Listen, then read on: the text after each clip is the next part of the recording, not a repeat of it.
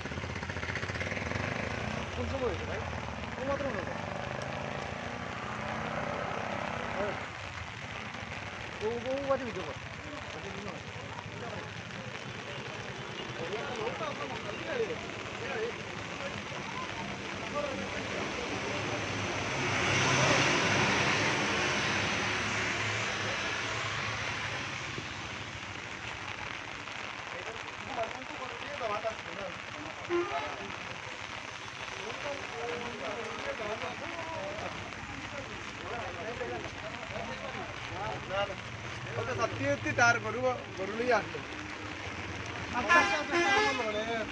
आइए अल्ले भाई लोड़े रे कौन से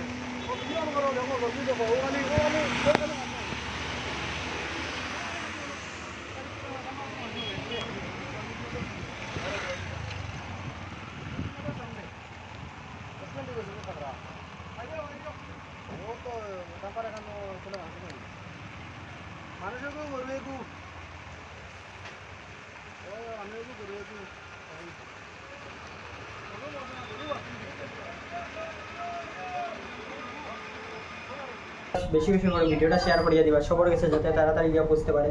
আর ইউটিউব চ্যানেলটা আপনারা জানা আছে বরাক বাজার আর ফেসবুক পেজ বরাক বাজার। আর আপনারা দ্রুত সব ধরনের খবর পাইতে হইলে পেজটা ফলো করবা আর ইউটিউব চ্যানেলটা সাবস্ক্রাইব করবা। ধন্যবাদ।